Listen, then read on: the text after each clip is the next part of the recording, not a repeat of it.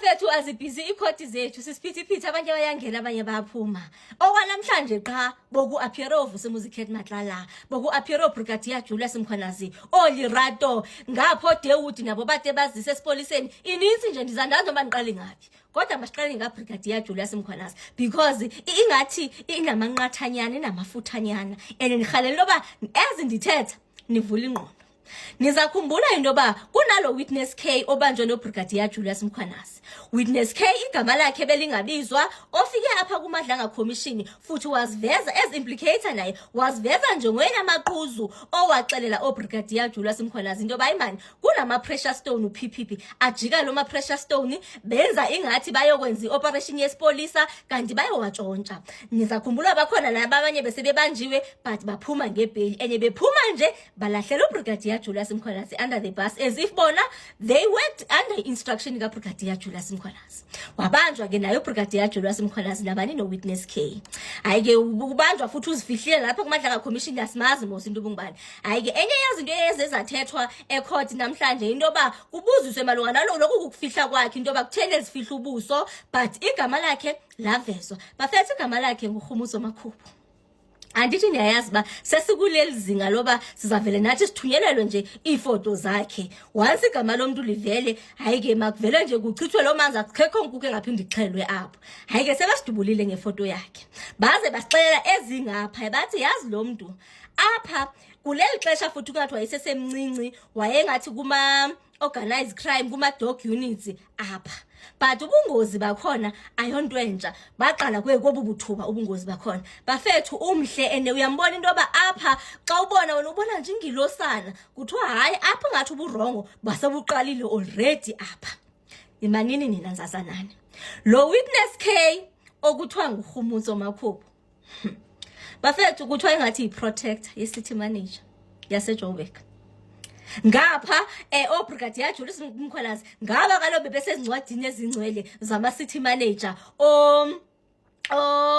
Mashazi ngapha kukhona ezikulu bebesezincwadini ezingcwele zabo ezogahiso lirutla ebebebanjwe nabo neyiva nje ba iyithini yonke lento lena bafowethu yabona ngoku iya ingathi inaba lento lena anjoba thina sizayijongela apha nje into ba hey bafethu kungenzeka into yoba izathini izawu because ukwi-VIP ngoku ebanjwa nje ubanjwa eyi-protector allegedly city manager yaseJoburg. Thetha mina ngo-Witness K.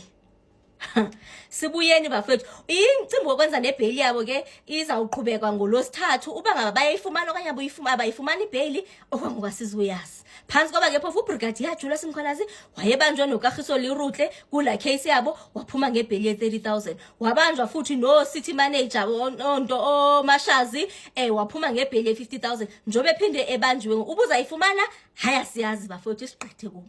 Sibuye ngapha yabona lento ntoba xa sika ngo city manager bafethu sithetha ngabantu ibudget ze-city ezilapha kubo kube ngabantu i-characters zabo ezinje with such questionable characters. Okay, sibuye kwicase ekaLerato ne uLerato bafethu yi-former manager kwi-fleet kwisadla semfuleni ubanjiwe na into yakhona ikwenza isithetha ngento zokwenza nobuqhophololo phansi kuba khona nalamntana bafethu ningalebala owabulawa apha ebulawa nje isihlungu kwavela nama CCTV wakhona into yakhona kubonikana ingathi babhizi bayakuphenywana nento nokwenza ne-fleet zakwela cala lasemfuleni so ukhona obanjiwe ke ngoku unto uLerato and sithetha ngama-millions ke ubuqhophololo ifraud esinokwenza nama-millions. Sigqitheni bafowethu nizakhumbula into yoba kukhona le crime intelligence senior officer ne uIshmael Dawood bafethu unezakhe nje icase zivele zanaba nje naye ngoku kamnandi yena usondezwa nakonengi kwicase zakhe ingathi unobudlelwano nonengi onengi abazi kingpins onengi abazana noVusimuzi Matlala neyiva mos yonke lento lana so ukubanjwa kwakhe bokuvakala into ingathi ubanjelwe into nokwenza noku-extort kwama 360 million hayi kuvela nezinye ngathi kukhona nokubulala lapho hayi bafethu ingathi yanaba nje icase kaDawood bekefunwa ngeweekend wadla phansi wayifugitive TV yavela into engathi kuthiwa igqwetha lakhe lithi uzaziletha police station ngomvulo. Hayi ngiyani uzisile ke police station asivanga nto ngonto obu appear court and injongo zabo bona bebefuna into bavelayo appear court but nje akubonakali ngokungathi uappearile ecourt namhlanje njoba beke balekela ukulala estoksini nje. Hayi ezikulu zithe nje estoksini kulapha ezalala khona. Phasi ngoba ke phofu icase yakhona nje involve iPKTT zethu. Ngecanga ngomaqhuzilelo bethu. Siqitheni bafowethu sizeni kule kaVusi Music Matlala. Namhlanje bafowethu yaqala itrial kaVusi Music Matlala. Kula case yabo attempted murder yoTeboho Thobejane ukuzama ukubulala uTeboho Thobejane. Ufacing ama charges about 25 uVusi Music Matlala. I was surprised but impressed at the same time ukubona into ba kwayena uTeboho Thobejane ebekhona ecourt eyomamela lo case leyo. Hayi ke ithethiwe nje indaba yakhona uba iyawuzala Nkomoni bafethu asiyazi ncam because ikhona apho izama ukulinka khona abantu abathile malunga nokwenza nemali into bayi imali zazihamba njani so ku Medicare 24 ziyephi zithini ube ngaba izawuholder amanzi la case liyana okwangoku bafethu asiyazi but nje siyaziyo into yoba noko icases siyazibona into yoba uqhubeka zona ziyaqhubeka.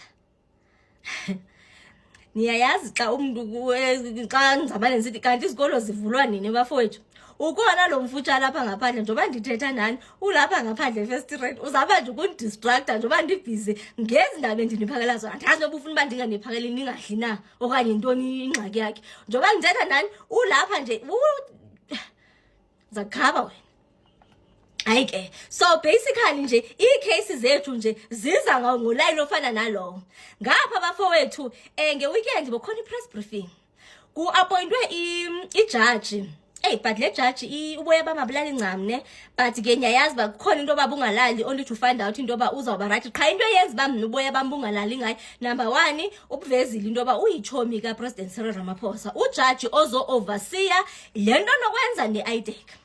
Lo judge lona uthe xa ekhipha amagama akhe wasike wakhipha amagama athi yazi kona uba ngaba kukhona umuntu oyi1 okubonakala ingathi urongwana ke phofu into be refer apha ku Johnsons lonto ayithi into bamakuvele ku disbandwe institution yonke akho umuntu ncam nje ongaze abe namandla oba makuvele kubulawe institution yonke andazi noba yena akayazi nayo noba sithi la IDEC kubolwe kula IDEC leyana asithethi ngomuntu oyi1 apha sithetha nje ngento ba buninzi ubugulukudu ubuqhophololo kubonakala ingathi bobusenziwa ile IDEC but ke uveze nje into engathi njalo bebekhona ke noKhubayi noba because omKhubayi Minister of Justice yena uyiveze yacaca pha hayi into ba bafuna into ba makasuspendwe uJohnsons phofu ke uya appear bafethu kusasa kuMadlanga Commission uba ngaba ayikho into entshe yavela uba ngaba kagulanga silindele loba yaze azophendula ezitholo zakhe phi kuMadlanga Commission ngapha ke untutata lo vele wathetha nje amagama afana nalawo so kuzaba busy bazawu investigator kuthiwa zona icomplaints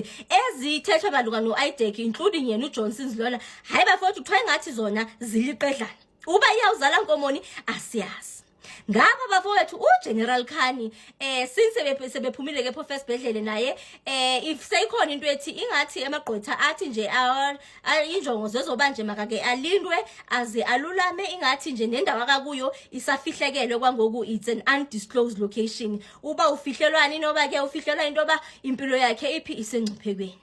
Ngapha uKarim Sulumane bafowethu andithi nivile into baba kuthiwe kuzovele kusamonwe ugqirha lo wakhe into ba imandoda ekhawusondele ngane noma usixelela into ba usendala na medical note wa lo muntu uyagula sijike usive thina into ba imali lo muntu uyagalavanta wehle senyuka apha uyabonwa nako Woolworths nako Cape Town khawuze uzosichazela bokuthiwe kuzosaphinywa yena bafethu into enja kuthiwa ugqirha lona akekho kwalapha eSouth Africa. So uba iyawuzala Nkomoni bafethu hayi nama ndiyazi so nje that's basically izinto that I felt zingena kuyo yonke lento yethu enokwenza neMadlanga Commission nani mandize nje zonke ndizozidibanisa khona phi khona apha bafowethu ininzi into yenzeka eSouth Africa uba iyawuzala Nkomoni asiyazi ndiyarhalela into ba ndize ndifumane ifoto zabo bonke siqalisa ukudibanisa ke ngoyipuzzle ba ngiyambona lo ungubani yena ungela kaso kule ncube evanga lona ungela kaso lona ungela kaso especially le Indian cabal because ngoku sesi away into ba asisadili neIndian cabal yodwa kukhona iIndian cabal plus iColored cabal kaloku oFadel Adams bona abanye ngamakhaladi kukhona uMike Bright, kukhona oFeroz Khan, kukhona oJohnsons, kukhona oShamila Batoyi. So nje ngiyahalela intoba bonke oIsmail Daudi yonke nje le oPadiachi ndinibonise nje intoba lo ebedlala eyiphi indima lo, but kubonakala ingathi besinabantu bebeziportraya ezamapolisa beyimigulukudu. His face is concealed. And as I stand here, I do not know whether the court knows who's this person before court. We have indicated to the charge sheet that it is Khomutso Makhubu. We have indicated to the charge sheet that it's a female person. As I stand here, I do not know what is the position. What I can see is that she is, her face is concealed. I think I should place this to the record. Yes. Yes, if you tell me what is the reason that we're trying to his face is concealed? Your Worship, nothing other than safety, Your Worship. We common cause that she is witness K at Madanga Commission, Your Worship, and if we can keep it that way, Your Worship. If the media cannot, I spoke to the media group, Your Worship, and we reached an agreement that they were not going to show her face, Your Worship.